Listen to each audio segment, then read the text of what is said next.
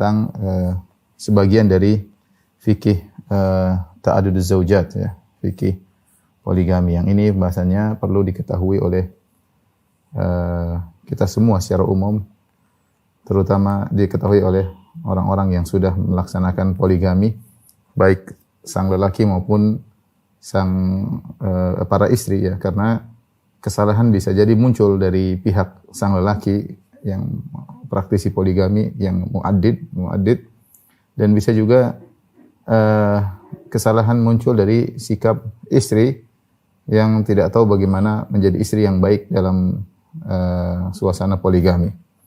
Demikian juga hukum ini perlu diketahui oleh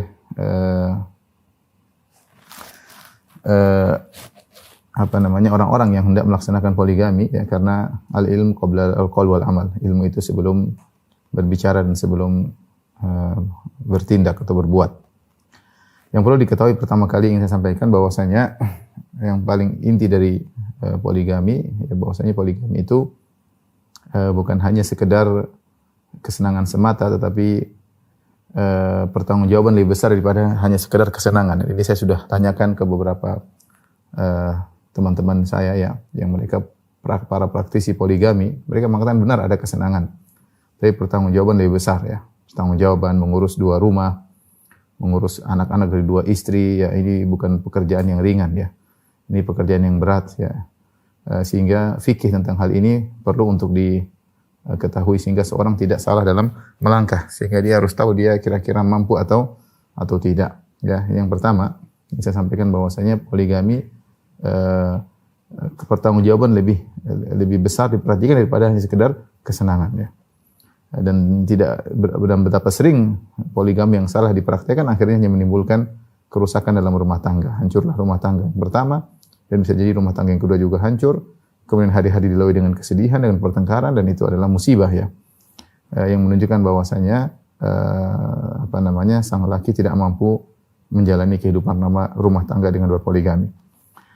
Yang kedua, bahwasanya sikap adil dalam poligami adalah sangat dituntut. Barang siapa yang tidak adil dalam melaksanakan poligami, maka dia terjerumus dalam dosa besar. Ya, karena Nabi SAW bersabda, "Man kana lahu imra'atani famala ila ihdahuma jaa yaumal qiyamati wa shiqquhu ma'il." Barang siapa yang memiliki 2 istri, kemudian dia condong kepada salah satu dari keduanya, maka dia akan datang pada hari kiamat dalam kondisi badannya miring, badan sebelahnya jatuh miring ya, karena menunjukkan dia tidak adil ya. Dan ini sampai-sampai sebagian ulama di antaranya ulama Al-Hanabilah mengatakan poligami hukumnya makruh ya. Kenapa makruh? Karena dikhawatirkan seorang akan terjerumus dalam dosa besar jika dia tidak adil ya. Bahkan bisa jadi seorang kalau tidak bisa menjalankan poligami dengan baik, dia bisa menzalimi salah satu dari kedua istrinya. Dan sebenarnya mengatakan berbuat zalim kepada istri lebih berbahaya daripada berbuat zalim kepada kebanyakan orang. Karena kalau kita berbuat zalim kepada kebanyakan orang, pada orang biasa, maka mungkin dia akan balas, mungkin dia bisa menghindar dari kezaliman kita. Tapi kalau seorang berbuat zalim kepada istri, wanita yang lemah, yang di rumah, yang tidak bisa berdaya, mungkin orang tuanya sudah meninggal, tidak ada yang pedulikan, ya kemudian kita zalimi dia, maka ini lebih parah ya bahayanya. Maka seorang hendaknya merenungkan dirinya, jika dia mampu berpoligami silakan ya. Ilmu sudah ada, finansial sudah ada, kemampuan untuk sikap adil insyaallah sudah ada. Silakan dia berpoligami. Tapi kalau tidak, maka dia hanya menjerumuskan dirinya dalam maksiat, dalam dosa besar ya. Apalagi kalau dia tidak adil ya di antara istri-istrinya. Taib, ibu yang dirahmati Allah Subhanahu wa taala ya. Ada beberapa poin yang kita bahas berkaitan dengan poligami ya. Yang pertama masalah keadilan, sikap adil ya. Adil yang bagaimana yang dimaksud ya. Adil dalam berpoligami ya.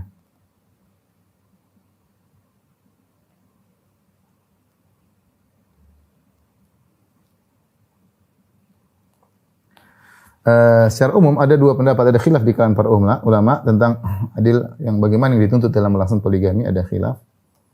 Ada 2 pendapat. Pendapat pertama, pendapat mayoritas ulama ya.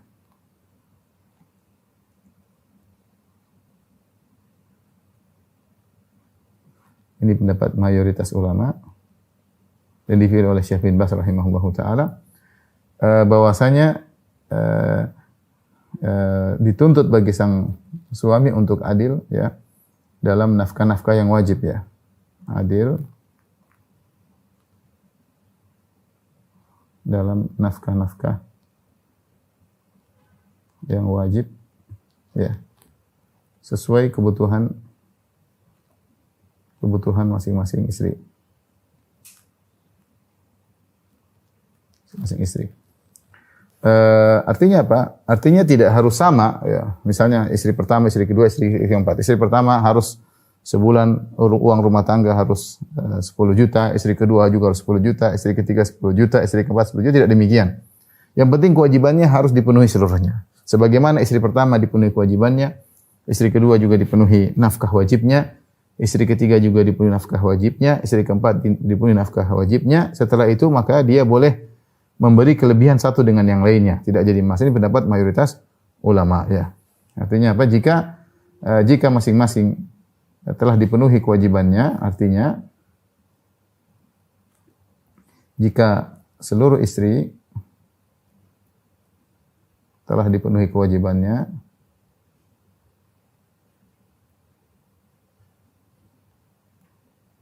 maka boleh bagi sang suami untuk memberi yang lebih pada yang lainnya. Memberi lebih pada yang lainnya. Ini pendapat mayoritas ulama ya. Karena kalau diharuskan semuanya pemberiannya sama, tidak ada bedanya ya. Satu dibelikan mobil, mobilnya semua sama, rumahnya harus besar semuanya sama. Ini perkara yang sulit. Dan kalau dia wajibkan demikian, maka poligami tidak bisa terlaksanakan. Sehingga kalau poligami tidak bisa terlaksanakan, maka banyak kemaslahatan yang tidak diraih. Ini pendapat mayoritas ulama. Yang penting apa yang sudah wajib sudah dipenuhi, maka sisanya adalah kalau dia mampu untuk menyamakan, maka itu yang terbaik. Jika tidak mampu, maka dia boleh memberi lebih daripada yang lain. Tentunya seorang suami yang baik dia bisa menjaga suasana yang baik dalam kehidupan poligaminya ya. Meskipun dia berikan kepada salah satunya, bukan berarti dia cerita kepada yang lainnya. Bahwasanya saya sudah belikan yang si A belikan emas lebih banyak daripada kamu. Tidak perlu dia cerita, ya. Tidak perlu dia cerita. Tetapi yang wajib bagi dia adalah semua kewajiban dari istri-istrinya semua terpenuhi. Ini pendapat pertama. Pendapat kedua, ini minoritas ulama. Di antaranya adalah Syekhul Islam Taimiyah, dan ini seperti dikuatkan oleh Syekh Ibnu Utsaimin rahimahullahu taala ya, bahwasanya hendaknya adil dalam segala hal ya. Dalam segala pemberian ya. Selama mampu tentunya, selama mampu. Jika tidak mampu ya di luar kemampuan ya. Kecuali jika tidak mampu.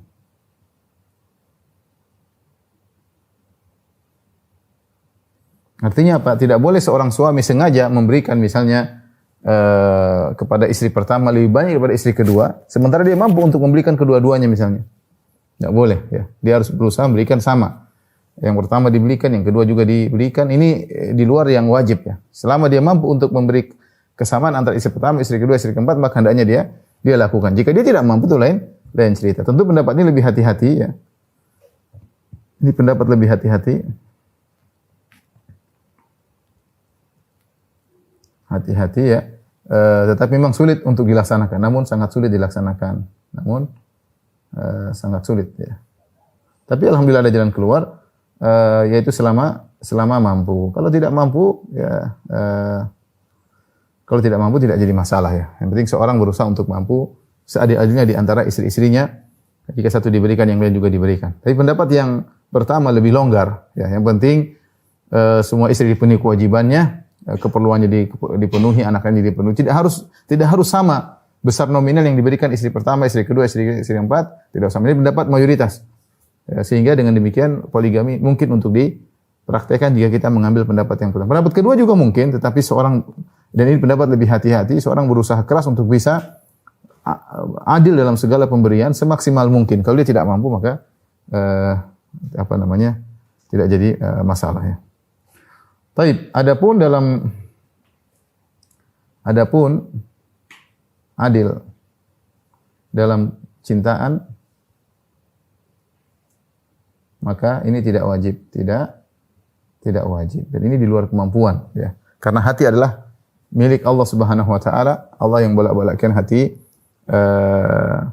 manusia, ya. Allah yang bolak-balikkan hati manusia, ya. Oleh karenanya Ibnu Qayyim rahimahullah taala berkata, la tajibu taswiyatu bainan nisa'i fil mahabbah fa innaha la tumlak. Ya, sungguhnya tidak ada kewajiban untuk adil dalam rasa cinta di antara istri-istri, karena itu tidak perkara yang tidak dimiliki oleh seseorang. Ya, kesenangan, rasa cinta ini tidak mungkin seorang bisa memilikinya, ya. Dia tidak mungkin punya istri 4 dia bagi cintanya 20%, 20%, tidak bisa. Tidak bisa, ya. Ada perbedaan wajar, sebagaimana seorang terhadap anak-anaknya juga belum tentu sama kecintaannya kepada anak-anaknya. Ada yang sangat dia sayang, ada yang kurang, tapi dia sayang secara keseluruhan, hanya saja kecintaannya tidak bisa dia atur, karena masalah hati. Oleh karenanya dalilnya apa? Dalilnya Allah berfirman, ya, falan tastati'u an ta'dilu bainan nisa'i walau harastum. Kata Allah Subhanahu wa taala Al-Qur'an, walan tastati'u an ta'dilu bainan nisa'i walau harastum. Kalian tidak akan bisa mampu untuk adil di antara istri-istri kalian meskipun kalian sudah semangat. Kalian tidak bakal mampu adil, ya.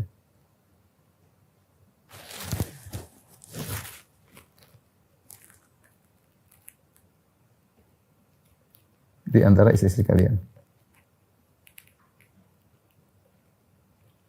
Tapi yang Allah larang, fala tamilu kullal maili fatadharuha kal mu'allaqah. Tapi jangan kalian terlalu condong kepada salah satunya sehingga yang lain menjadi terbengkalai, terlantar. Itu tidak boleh. Tapi jika seorang semuanya diperhatikan, kewajibannya dipenuhi, kemudian ada kecondongan lebih cinta kepada yang lainnya, maka ini perkara yang tidak bisa dia miliki. Kemudian hadis Nabi sallallahu alaihi wasallam, sikap Nabi,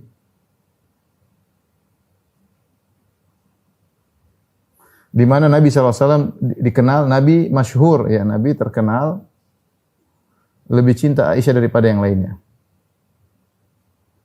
Dan ini datang dalam banyak hadis, ya, daripada istri-istri yang lain. Seperti ketika Nabi SAW ditanya oleh Amr bin As, ya, man ahabun nasi ilaik, siapa orang yang paling kau cintai? Maka Nabi SAW berkata, Aisyah yang paling aku cintai. Wa min rijal, yang laki yang paling aku cintai Abuha, ayahnya, yaitu Abu Bakar As-Siddiq. Kemudian juga di antaranya bahwasanya di antara dalil, ya, Rasulullah SAW ketika para sahabat ingin berikan hadiah kepada Nabi SAW, para sahabat memilih hari di mana Nabi sedang lagi bagiannya Aisyah, bagian naubatuha, yaitu gilirannya Aisyah. Ya, sehingga para sahabat nunggu ketika Nabi sedang di Aisyah baru mereka kasih hadiah. Seakan-akan kalau Nabi di gilirannya Aisyah sepertinya Nabi lebih gembira, lebih senang, ya.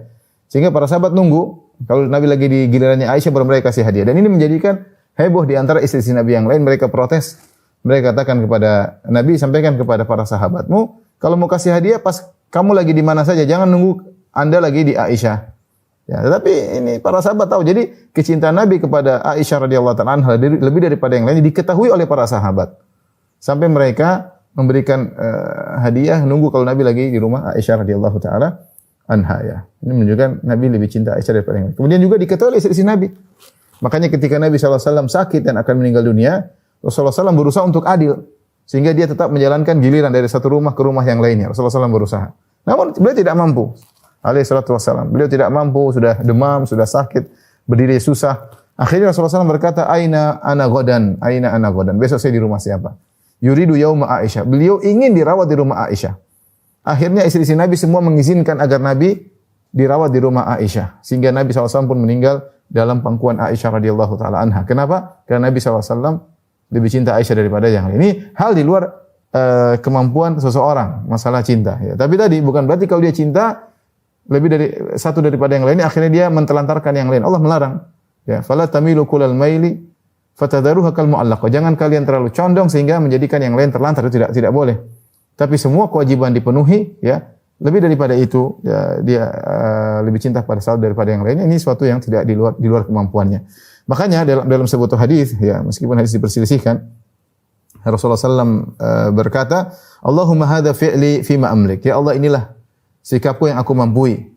Fala talumni fima tamlik wala amlik. Maka jangan kau cela aku pada perkara yang engkau mampu dan aku tidak mampu. Artinya yang aku mampu aku membagi jatah giliran nginap, memberi jatah nafkah kepada mereka, pakaian, tempat tinggal, aku mampu ya Allah. Tapi masalah cinta aku tidak mampu, maka jangan kau cela aku pada yang tidak aku mampu. Dari sini kata para ulama, adapun adil dalam kecintaan tidak wajib. Berlanjut pada hal ini, demikian juga tidak wajib, maka demikian juga tidak wajib sama atau adil dalam hal masalah ranjang. Dalam hal ranjang, artinya bukan berarti setiap wanita harus digauli dengan jumlah hubungan intim yang sama, karena masalah hubungan ranjang kembali kepada rasa cinta. Ya, kembali rasa cinta. Semuanya tentu harus dipenuhi kebutuhannya. Jika ada seorang istri yang ingin digauli, maka seorang suami hendaknya menggaulinya, ya. Sebisa mungkin dia memenuhi hasrat sang istri. Bahkan Ibnu Taimiyah rahimahullah taala mengatakan kebutuhan wanita kepada hubungan intim lebih daripada kebutuhan kepada makanan. Sebagaimana Anda punya perhatian untuk memberikan makanan kepada istri, demikian juga berilah perhatian kepada istri dalam hal masalah kebutuhan biologis. Tetapi tidak harus jumlahnya sama. Bukan berarti semuanya harus sekian digauli, enggak.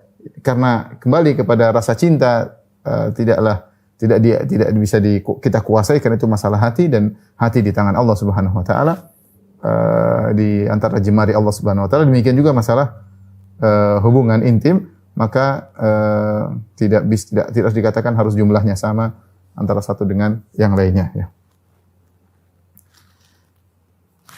Tapi ini berkaitan dengan keadilan, ya. Tapi mungkin di foto.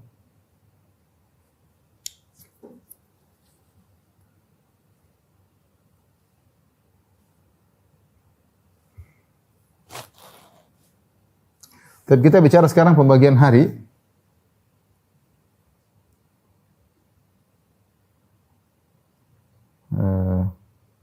Jadwal gilir, ya. Pembagian jadwal gilir nginap, ya. Baik. Yang lebih utama, sebagaimana praktek Nabi SAW, ya, yang lebih utama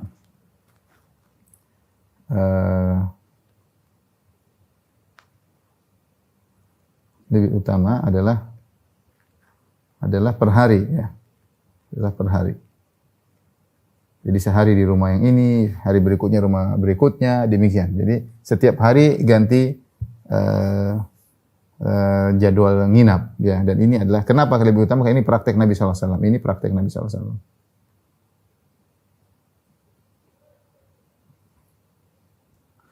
Selain itu, ini lebih lebih rahmat bagi sang istri, lebih sayang bagi wanita. Wanita kalau ditinggal 2 hari, ya 3 hari, banyak pikirannya. Tapi kalau semakin jaraknya semakin dekat, sehari, besok, lusa dia libur, besok dia libur, lusanya sudah ketemu lagi. Besoknya libur lagi, tidak ketemu suaminya, lusanya ketemu. Itu lebih baik tentunya. Ini hukum asal demikian. Tetapi jika lebih daripada ini juga tidak mengapa, ya. Namun jika bukan per hari juga tidak mengapa. Sebagian ulama mengatakan hendaknya minta izin kepada semuanya, ya. Misalnya per 3 hari baru pindah tempat tinggal, atau lebih daripada itu, ya. Lebih daripada itu.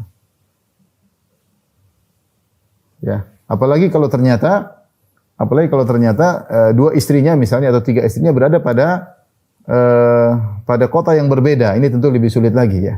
Jika dia mampu jaraknya dekat itu lebih baik, ya, 3 hari atau Kalau dia punya duit banyak tiap hari safar, sehari di sini, besok di sana, besok kalau mampu